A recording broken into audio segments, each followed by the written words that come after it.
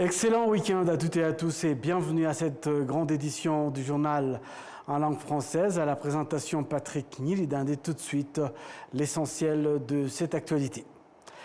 La Guinée-Conakry et le Rwanda se félicitent de l'excellence des relations entre les deux pays. Un exemple d'une coopération sud-sud réussie. Indication faite par le ministre guinéen des Affaires étrangères, Morissade Kouyaté, qui a été reçu vendredi par le président de la République du Rwanda, Paul Kagame. Le point avec Jean Damascène, Manichim. Le ministre guinéen des Affaires étrangères de l'intégration africaine des Guinéens dans l'étranger, Morissade Kouyaté, reçu par le président de la République du Rwanda, Paul Kagame, était porteur d'un message du président de la République de Guinée, Mamadi Doumbouya. Les échanges entre le président Paul Kagame et le ministre Morissade Kouyaté ont porté sur le renforcement des relations bilatérales existantes entre le Rwanda et la Guinée, comme l'indique le chef de la diplomatie guinéenne.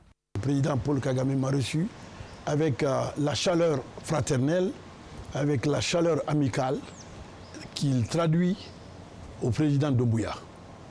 Nous avons parlé d'abord de ce méga projet Simandou 2040 et le président a encore félicité le chef de l'État guinéen pour avoir en si peu de temps mis en œuvre un tel projet pour les populations guinéennes. Ensuite, il a félicité le président de la République sur les avancées des infrastructures en Guinée. Les routes, il a vu récemment l'échangeur de Koloma, de Bambeto, et le président n'a pas tari d'éloge auprès de son frère et ami, le président Doumbouya. Nous avons aussi parlé de nos relations bilatérales. Comment la Guinée et le Rwanda peuvent profiter de part et d'autre des expériences dans le domaine social, dans le domaine économique et dans le domaine politique. Donc je voudrais profiter de l'occasion pour remercier le président, son Excellence Paul Kagame, pour l'accueil chaleureux qu'il m'a réservé et donc qu'il a réservé à son frère, dont je suis l'envoyé spécial. Et comme vous le savez, les deux présidents sont des frères. Et depuis l'arrivée aux responsabilités du chef de l'État de la République de Guinée, le président Mamadi Doumbouya, les relations entre notre pays et le Rwanda se sont renforcées. Et comme tous ces deux présidents tiennent à sortir leur pays de l'ornière, à en faire des pays développés, il est normal que les relations entre les deux se renforcent toujours. Et aujourd'hui, comme vous le savez, le président Paul Kagame a fait l'honneur à la République de Guinée, il a fait honneur à notre pays en venant participer personnellement au lancement du méga projet Simandou 2040 et ensuite en coprésident avec le président Doumbouya au sommet Trans-Africa, Smart Africa, le sommet digital Trans-Africa. Ces deux événements majeurs ont marqué économiquement notre pays. Et la présence du président Paul Kagame a été un gage du renforcement de nos relations bilatérales. Le ministre guinéen a également souligné que les bonnes relations et la coopération entre le Rwanda et la Guinée pourraient servir de modèle d'une coopération africaine réussie pour le bien des peuples respectifs. Alors nous n'excluons aucun domaine de développement sur le plan économique, que ce soit sur les infrastructures, que ce soit sur la gestion des passations des marchés publics, que ce soit sur la gestion de la sécurité. Tous ces domaines sont inclusivement concernés par nos relations bilatérales. Les deux chefs d'État ont la ferme volonté de faire de leur coopération bilatérale un moteur qui puisse tirer le reste de l'Afrique aussi, voir comment on peut, dans les relations sud-sud, mais au-delà du sud-sud, afro-africaines. C'est ça qui est encore. Dans le sud-sud, nous avons les afro-africaines. Donc dans cette coopération afro-africaine, le Rwanda et la République de Guinée peuvent servir de modèle pour le reste de l'Afrique. Le ministre guinéen des Affaires étrangères, de l'intégration africaine et des Guinéens de l'étranger, Molisanda Kouyaté, était venu au Rwanda pour participer à la 46e conférence ministérielle de la francophonie qui s'est achevée jeudi à Kigali. Des responsables de divers secteurs continuent de participer au contrôle des émissions polluantes de leurs véhicules afin de lutter contre la pollution atmosphérique. Au centre de contrôle de la qualité des véhicules de la police, situé à Ndera, en district de Gassabo, des responsables de divers secteurs continuent donc de participer à ce contrôle des émissions polluantes de leurs véhicules. La secrétaire d'État au ministère de l'Éducation, Claudette Irere, a déclaré que ces activités devraient être suivies par tous, car la pollution de l'air nuit non seulement à la qualité de l'air, mais aussi à la santé et à l'apprentissage des enfants. Le ministre de la Santé, Dr Sabin Sanzimana, qui a également participé à l'activité, a déclaré que les professionnels de la santé devraient privilégier la prévention des problèmes de santé plutôt que d'attendre l'arrivée des patients. Le département de la police nationale chargé du contrôle technique des véhicules annonce qu'au cours des 3 derniers mois, 15 635 véhicules ont été contrôlés dans tout le pays. Le sultanat d'Oman a célébré son 55e anniversaire. Cette fête nationale célèbre la libération du sultanat du colonialisme portugais. Le premier jour de célébration de la fête nationale omanaise a débuté le 20 novembre sur la place El Fayed à Mascate, la capitale. L'événement a été marqué par un défilé de l'armée de l'air, de l'armée de terre, de la marine, de la cavalerie, de la garde nationale, de forces spéciales, de la police et de l'armée de l'air omanaise. Toutes ont rendu hommage à Sa Majesté le Sultan. Au cours des défilés, les forces armées omanaises ont exprimé leur foi en Dieu, leur respect pour leur guide suprême et leur dévouement à la patrie.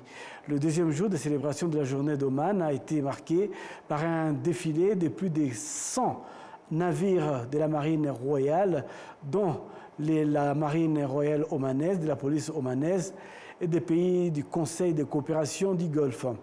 Des Omanais, de jeunes aux familles, en passant par les invités du royaume, se sont rassemblés sur les rives du golfe d'Oman, dans la région de Kouroum, pour assister à ces défilés. En cette journée dédiée à Oman, on constate que les relations du royaume avec le monde se sont développées. Parmi les pays entretenant de bonnes relations figure le Rwanda, avec lequel il coopère dans divers secteurs, notamment le commerce et l'investissement.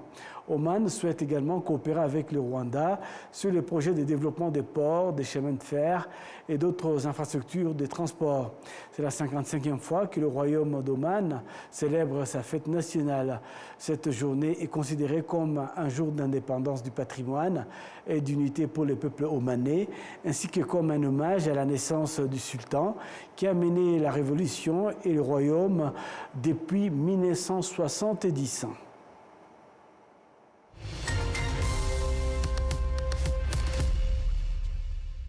Nous avons l'immense plaisir de recevoir dans ce studio le directeur général de Digito Africa, qui est donc très actif au Rwanda. Monsieur Grégoire de Padirac, bienvenue à cette édition. Merci, bonjour Patrick. Voilà, donc vous êtes au Rwanda, vous représentez donc Digital Afrique, hein, si on doit le prononcer en français. Est-ce que vous pouvez nous revenir un peu pour nous sur les principaux investissements réalisés par votre organisme en Afrique et particulièrement au Rwanda? Oui, alors d'abord on est une filiale de Proparco, l'AFD, l'Agence française de développement. Et notre mission, c'est d'investir dans les startups là où les investisseurs du capital risque, c'est-à-dire les spécialistes de l'investissement et les startups, n'investissent pas. Et donc on a investi dans un peu plus de 70 startups sur le continent africain en un peu plus de 2 ans, une trentaine par an. Et ici au Rwanda, on a investi dans 2 startups récemment. Voilà, mais en tout cas, on est un des investisseurs les plus actifs du continent. On investit dans 2 à 3 startups par mois, ce qui est assez unique. Et on essaye d'apporter ce financement, si nécessaire, aux entrepreneurs, parce que c'est celui qui leur permet de démarrer. Ce sont des tickets de 50 000 à 100 000 dollars, 100 000 euros. Et c'est en règle générale dans les pays comme les États-Unis, l'Europe, c'est des tickets qui sont financés par des business angels. Et il est indispensable parce que c'est ce ticket qui permet à l'entrepreneur d'être consacré à 100% sur son projet. Et quand ils ne lèvent pas cet argent-là, en règle générale, ce qui se passe, c'est que les entrepreneurs collectionnent les jobs. Ont 2-3 jobs, un qui permet de faire vivre la famille, un autre intéressant, puis la start-up. La start-up, ça vient un peu en dernier. Et l'innovation, si on n'est pas 100% consacré à son projet, eh ben on n'arrive pas à innover. Et le projet soit meurt, soit vivote, mais en tout cas, ou ne monétise pas. Et donc c'est un problème pour l'écosystème africain. Et donc, c'est pour ça qu'on essaye d'être aussi actif sur une vingtaine de pays qui, tous ensemble, représentent à peu près la moitié du continent en termes de population et de richesse, mais moins de 10% de ce que l'Afrique lève auprès des entrepreneurs africains. Oui, est-ce qu'on peut avoir un peu une estimation de l'ensemble de l'investissement que vous avez déjà réalisé en Afrique et au Rwanda? Alors, au Rwanda, le coût d'investissement déjà réalisé. Aujourd'hui, dans ce que je disais tout à l'heure, on a investi dans 2 startups au Rwanda et on espère, on est là d'ailleurs pour continuer à investir et rencontrer des entrepreneurs. En fait, je suis là parce qu'on vient de signer un partenariat avec AGL qui a demandé... On va y revenir si vous permettez. Donc là, la question c'était de savoir exactement le coût de l'investissement, le montant de l'investissement. Ah, le montant, voilà. On investit on ne révèle pas le montant par startup, donc avec 2 startups, si je révèle le montant, mais en gros, on a investi entre 50 et 100 000 euros par startup en moyenne. C'est notre principal programme d'investissement, ce qui permet aux entrepreneurs de lever assez vite, beaucoup plus derrière, parce que quand un investisseur arrive et voit qu'une startup a déjà levé auprès d'un investisseur, eh bien ça débloque en règle générale. Enfin, en tout cas, ça augmente très considérablement ses chances de lever et c'est ce qu'on essaie de faire. Comme vous venez de le mentionner, vous allez lancer un partenariat avec Africa Global Logistics, ouais. Donc un partenariat qui, on dit, c'est pitching section pour les startups, donc dans le transport et la logistique. Expliquez-nous un peu tout ça. Oui, en fait, d'abord, c'est pas vraiment une compétition, on a appelé les startups dans la logistique à venir nous rencontrer et on a sélectionné parmi un peu plus de 100 candidatures qu'on a reçues, une quinzaine d'entrepreneurs qui vont venir dans une pièce, c'est pas ouvert à tout le monde, où il y a des investisseurs. À commencer par nous et le groupe AGL avec lequel on co-organise cette édition et avec l'objectif qu'à la fin, on décide au moins 2 startups dans lesquelles on va investir. Et le deal, c'est qu'avec le groupe AGL, on investisse en moyenne chacun 50 000 euros par startup. L'enjeu, et c'est ouvert à toutes les startups de la logistique, et l'enjeu pour nous, et pourquoi on a voulu lancer ce partenariat, c'est vraiment connecter les entrepreneurs avec les grands groupes. Un des plus gros challenges pour les startups en Afrique, c'est d'avoir accès à des clients. Et pour avoir accès à des clients, il n'y a pas mieux que de rentrer dans les process des grands groupes. Et en faisant ce co-investissement-là, en accompagnant AGL à se comporter comme un investisseur et les faire rentrer dans nos process, eh bien, on espère ouvrir l'accès pour des startups africaines, des partenariats avec des grands groupes qui leur ouvrent l'accès aux clients. Et en fait, ça, c'est indispensable. Voilà. Oui, donc à terme, ce sont deux startups qui recevront un financement d'un montant assez important de 100 000 euros ouais. Pour accompagner leur projet. Et les 5 autres meilleurs qui suivront pourront participer à un programme dénommé IRI. J'espère ouais. que j'ai bien prononcé. Expliquez-nous, c'est quoi ce programme? Alors, exactement, on s'inscrit dans le projet d'AGL qui est de s'ouvrir à l'écosystème tech africain. C'est un grand groupe qui a des infrastructures très grosses, très fortes, très solides, mais qui voit que le monde des startups évolue très vite et innove dans des endroits où probablement c'est plus difficile d'innover quand on est un grand groupe. Et donc, c'est la question qui se pose à beaucoup de grands groupes, c'est comment se connecter avec ces écosystèmes de startups. Et ce qu'essaye de faire IRI, et je trouve ça très smart, c'est de créer un programme interne d'accélération qui, à la fois, va apporter du conseil, tout ce qu'une startup a besoin, tout ce dont une startup a besoin pour grandir. Mais je crois qu'au-delà de toutes ces prestations que va apporter AGL, c'est aussi la connexion en interne avec les bonnes personnes qui vont identifier en interne les projets sur lesquels on peut embarquer des startups pour qu'elles puissent démontrer leur savoir-faire et apporter à la fois de la valeur à un grand corporate et du coup, à la fin, aboutir sur une relation de long terme de collaboration qui va faire grandir la startup. Et c'est un véritable accélérateur pour une startup de collaborer avec un grand groupe pourvu que cette collaboration soit source de valeur pour les deux. Et pour ça, il faut des équipes dédiées qui identifient comment une start-up qui peut résoudre un problème interne, et ça, il faut que ça vienne de l'interne. Et c'est ce que fait IRI, c'est vraiment connecter start-up et l'interne du groupe AGL. Et nous, on s'intègre dans ce dispositif pour apporter la clé souvent qui manque, qui est l'investissement. Parce que l'investissement, ça va au-delà d'une relation juste, tu rentres dans mon programme, je t'accompagne pendant 6 mois, 1 an, et puis ensuite, on a fait ou on n'a pas fait un deal. Non, l'investissement, ça permet de rentrer dans la famille sur le long terme. Et ça crée tout le monde a intérêt à ce que la start-up réussisse. Et du coup, ça démultiplie les efforts et souvent les effets de collaboration. Et c'est la clé. Et je pense que permettre à des grands groupes d'investir dans des startups à un niveau suffisamment pour qu'elles soient vraiment motivées à leur succès, je pense que ça, c'est une des clés pour faire réussir les startups africaines.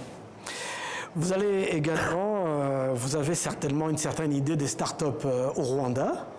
Et la jeunesse rwandaise est très embarquée, très intéressée par tout ce qui est nouvelles technologies. Quelle appréciation faites-vous de ces différents startups rwandais? Le Rwanda a une chance extraordinaire. C'est que c'est un petit pays. On le dit toujours comme un défi. Mais ce qu'on voit, c'est que les entrepreneurs qui entreprennent au Rwanda, ils pensent tout de suite, dès le premier jour, l'Afrique comme un continent. Et c'est une force parce que les startups qui vont réussir sur le long terme, c'est justement celles qui réussissent à être des acteurs continentaux, ou au moins régionaux. Et c'est très difficile. C'est très difficile quand on est dans un pays assez gros pour pouvoir devenir un acteur de taille raisonnable dans les frontières de son pays. Mais quand on a commencé dès le premier jour à penser global ou penser continental, eh bien, on a des trajectoires, on peut avoir des trajectoires vraiment continentales. Et c'est pour ça qu'on est assez... on a vraiment vu un changement de la qualité du deal flow, ça veut dire la qualité des candidatures qu'on reçoit du Rwanda, avec des profils de plus en plus diversifiés, avec des profils très connectés avec toute l'Afrique. Et moi, je crois beaucoup que Kigali est un hub et le sera de plus en plus sur le secteur tech, mais ça démarre. On est quand même au début d'un processus. Après le Rwanda, je pense que vous allez poursuivre ce projet au niveau de la Côte d'Ivoire. Ouais. Et vous prévoyez de faire la même chose que ce que vous faites au Rwanda? Alors, ici, le Rwanda, c'est l'endroit où on organise ce challenge qui a une vocation régionale, qui couvre 6 pays en Afrique de l'Est. Et donc, l'édition qu'on fera en Côte d'Ivoire a aussi une ambition régionale pour couvrir l'Afrique de l'Ouest. Mais effectivement, on fait la même chose. Et puis, on est très heureux d'avoir cette approche un peu duale, Afrique de l'Est, Afrique de l'Ouest, parce qu'on va avoir un portefeuille de startups qui vont avoir probablement des cas d'usage similaires, Et je pense qu'une autre de nos responsabilités, ayant cette chance d'être un acteur continental, c'est pouvoir aussi créer des relations entre des équipes qui sont probablement au même stade de développement à plusieurs endroits du continent pour identifier si elles ne peuvent pas créer des partenariats entre elles, accélérer, faire du partage de connaissances et peut-être un jour, qui sait, et moi j'y crois beaucoup, un jour des mariages entre startups pour avoir des vrais acteurs panafricains, ce qui est encore une fois, à mon avis, l'enjeu qu'on devrait tous avoir en tant qu'acteurs de l'écosystème. Merci beaucoup à vous, Grégoire de Padirec. Je rappelle aux téléspectateurs que vous êtes le directeur général des Digital Africa. Merci beaucoup.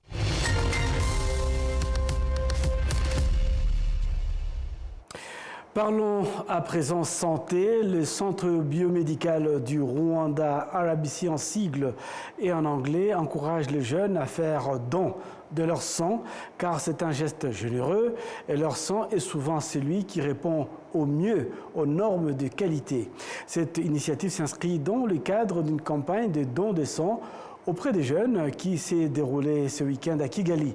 Le préfet des études au lycée de Kagalama explique ici qu'une telle initiative permet aux jeunes de développer leur sens du service de leur plus jeune âge.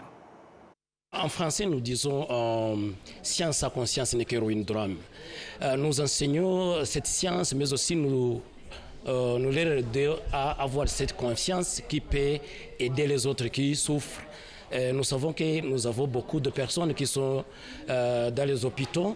Eh bien, ils ont besoin du sang pour qu'ils puissent aussi survivre. Donc, ça va de pair avec notre curriculum, puisque nous devons toujours aider les enfants à grandir en aidant les autres, parce que c'est vivre avec. Nous avons le club qu'on appelle Interact Club, qui fonctionne à Kagalama Secondary School. Et c'est ce club qui est dans Rotaract, puisque Rotaract, c'est le Rotaract qui vient aider les enfants.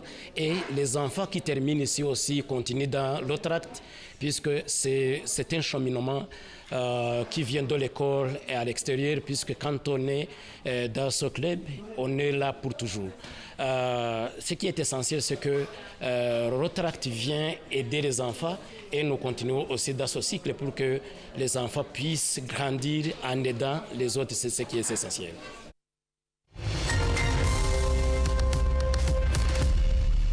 Je vous souhaite de passer un excellent week-end dans notre compagnie.